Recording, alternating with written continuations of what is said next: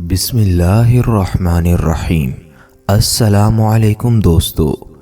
ایک ایسی وادی جو پریوں، جنوں، بھوتوں اور عجیب و خلقت مخلوق کے متعلق جانی جاتی ہے۔ ایسا پہاڑ جہاں اندھیرا رہتا ہے، چاند سورج کی روشنی وہاں کبھی نہیں پہنچتی۔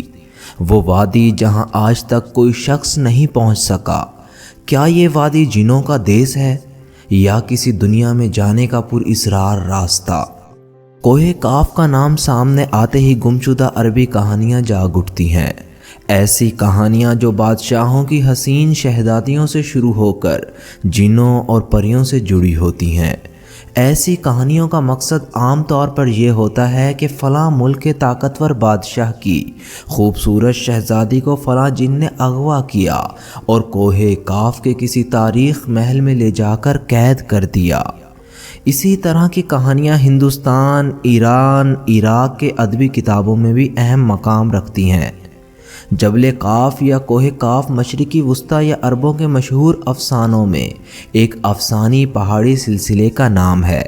اسلامی روایات میں کوہ کاف کو جنوں کا وطن کہا جاتا ہے، جس کو خدا نے چمکتی زمرد سے بنایا ہے، جبکہ ایرانی روایات کے مطابق یہ علاقہ شمالی قفقاز کے علاقوں میں تھا، جس علاقے پر آج تک کوئی بھی انسان قبضہ نہیں کر سکا، کیونکہ قدیم علم نے ان بلند پہاڑی علاقوں کو اسرار میں ڈھانپ رکھا ہے۔ کوہ کاف دراصل ایک پہاڑی سلسلہ ہے۔ یہ زمین کا سب سے دور دراز مقام کہا جاتا ہے، جو داستانوں میں زرتشت کی زمین اور سمروغ نامی پرندے کی وجہ سے مشہور ہے۔ کہتے ہیں کہ کوہ کاف سبز زمرد پر مشتمل ہے، جس کے عکس نے آسمان کو سبز رنگ عطا کیا ہے۔ کوہ کاف کو جنوں کا شہر بھی کہا جاتا ہے، جہاں زمانہ قدیم نے جنوں کی نسلوں نے بہت ساری حکومتیں قائم کی ہیں۔ امام قازوینی لکھتے ہیں کہ کوہ کاف کئی علاقوں پر مشتمل ہے، جس میں 70 زمینیں چاندی کی ہیں اور 70 زمینیں سونے کی اور 70 ہی مشک کی زمینیں ہیں۔ عربی کتابوں کے مطابق کوہ کاف پہاڑی سلسلوں میں سب سے اونچا تھا، جو اللہ کی طرف سے زمین کو سہارا دینے کے لیے بنایا گیا تھا، اور اس دنیا میں جتنے بھی پہاڑی سلسلے ہیں، تمام سلسلوں کی شاخیں زیر زمین کوہ کاف سے ہی جڑی ہیں۔ اسی طرح کوہ کاف زمین کا سب سے بڑا پہاڑ ہے، تمام پہاڑی سلسلوں کا مرکز ہے۔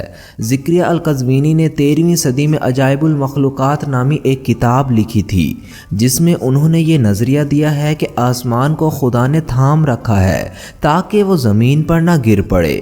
اس زمین کے چاروں طرف پہاڑوں کا ایک طویل سلسلہ ہے، جس میں کوہ کاف بھی شامل ہے، جو ان سلسلوں کو کھونٹی کی طرح جگہوں پر رکھتا ہے۔ اسی طرح مشہور صوفی بزرگ جلال الدین رومی نے اپنی تحریر میں کوہ کاف کا ذکر کچھ یوں کیا ہے کہ طاقتور بادشاہ ذوالقرنین نے آب حیات کی تلاش میں مشرق کا سفر کیا تھا۔ اس سفر کے دوران آپ کوہ کاف تک جا پہنچے تھے۔ جب آپ وہاں پہنچے تو آپ نے دیکھا کہ فرشتہ اسرافیل قیامت کے دن سور پھونکنے کا انتظار کر رہا ہے۔ کوہ کاف اور اس میں پائی جانے والی عجیب مخلوق کے متعلق ایک اور روایت بیان کی جاتی ہے کہ حضرت ابن عباس فرماتے ہیں کہ حضرت محمد صلی اللہ علیہ وسلم ہمارے پاس تشریف لائے، جبکہ ہم مسجد نبوی میں حلقہ بنا کر بیٹھے ہوئے تھے۔ ہمیں آپ صلی اللہ علیہ وسلم نے فرمایا، کیا کر رہے ہو؟ ہم نے عرض کیا، ہم سورج کے متعلق غور کر رہے ہیں کہ وہ کیسے طلوع ہوتا ہے اور کیسے غروب ہوتا ہے۔ فرمایا، تم نے اچھا کیا، اس طرح ہی مخلوق میں غور و فکر کر لیا کرو اور خالق میں فکر نہ کرنا، کیونکہ اللہ جس کے لیے جو چاہتا ہے پیدا کرتا ہے۔ تم اس سے تعجب کرو، کوہ کاف سے آگے 7 سمندر ہے، ہر سمندر 500 سال سفر کرنے کے برابر طویل ہے، اور اس کے آگے 7 زمینیں بھی ہیں جن کا نور ان کے باسیوں کے لیے چمکتا ہے۔ اس کوہ کاف کے آگے 70,000 مخلوقات ہیں جو اڑتی ہیں، ان کو پرندوں کی شکل میں پیدا کیا گیا ہے۔ یہ مخلوق اور ان کا بچہ پیدا ہوتے ہی ہوا میں اڑنے لگتے ہیں۔ یہ اپنی تسبیح کی ادائیگی میں ذرا برابر وقفہ نہیں کرتے۔ ان کا کھانا بھی ہوا ہے، ان کا پینا بھی ہوا ہے، ان کا لباس بھی ہوا ہے، ان کے برتن بھی ہوا کے ہیں، اور یہ نہیں جانتے اللہ نے آدم کو پیدا کیا ہے، اور نہ ابلیس کو وہ جانتے ہیں، اور نہ ہی ابلیس کی اولاد کو وہ جانتے ہیں۔ اللہ نے کوہ کاف کو دنیا کے گرد تخلیق کیا ہے۔ یہ تمام دنیا اس پہاڑ کے درمیان میں ایسے موجود ہے جیسے ایک انگلی میں انگوٹھی ہو۔ کوئی انسان وہاں پہنچ بھی نہیں سکتا کیونکہ وہاں پہنچنے تک 4 مہینے اندھیرے سے گزرنا پڑے گا۔ یہ وہ پہاڑ ہے جہاں کوئی سورج نہیں، کوئی چاند نہیں، یہاں تک کہ یہ لوگ سورج اور چاند کے بارے میں بھی نہیں جانتے کہ اللہ نے چاند اور سورج کو بھی تخلیق کیا ہے۔ جو روشنی ان تک پہنچتی ہے وہ کوہ کاف پہاڑ کی روشنی ہے، اور وہاں موجود لوگ جڑی بوٹیاں کھاتے ہیں اور ان کے بدن پر کوئی کپڑا نہیں ہوتا۔ صحابہ نے پوچھا، یا رسول اللہ کہ وہ لوگ فرشتے ہیں؟ آپ نے ارشاد فرمایا، نہیں، وہ فرشتے نہیں، لیکن اللہ سے ان کی فرما برداری بالکل فرشتوں کی طرح ہے۔ پھر آپ نے فرمایا، معراج کی رات ان کی ملاقات کوہ کاف کے لوگوں سے ہوئی تھی، اور وہاں کے لوگوں نے آپ صلی اللہ علیہ وسلم کی دعوت کو قبول کیا اور وہ مسلمان ہو گئے۔ صوفیہ کرام کے نزدیک کوہ کاف اس زمین پر موجود کوئی پہاڑ نہیں، بلکہ کوہ کاف سے مراد عالم مثال میں واقع وہ پہاڑی سلسلہ ہے جو بدریہ کشف اولیاء کرام کے مشاہدے میں آتے ہیں۔ تاریخ میں کوہ کاف کو شعور کا ایک دائرہ سمجھا جاتا ہے۔ بہت سے لوگوں کا یہ ماننا ہے کہ لفظ کاف کسی چیز کے مرکز کو ظاہر کرتا ہے، اور یہ لفظ اتنا مقدس ہے کہ قرآن میں پوری ایک سورت کا نام کاف ہے۔ اس سورت میں اللہ کی وحدانیت، موت، زندگی کا نظریہ پیش کیا گیا ہے۔ کوہ کاف جغرافیائی اعتبار سے ہماری اس زمین میں کہاں موجود ہے، اس کے متعلق مختلف نظریات پائے جاتے ہیں۔ زیادہ تر مورخین کا اس بات پر اتفاق ہے کہ عربی داستانوں کی کوہ کاف دراصل موجودہ روس میں موجود ماؤنٹ کیکسس نامی ایک پہاڑی سلسلہ ہے۔ یہ علاقہ روس میں بحیرہ اسود اور بحیرہ قزوین کے درمیانی حصہ ہے۔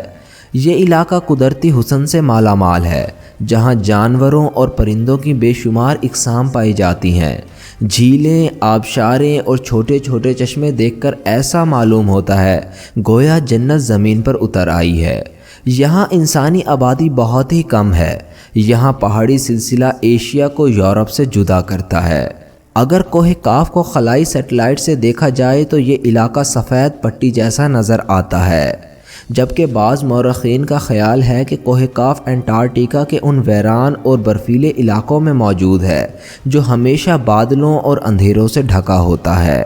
جدید فزکس کی نئی دریافت یعنی ڈائمینشن بھی کوہ کاف کو سمجھنے میں آسانی پیدا کر سکتی ہے۔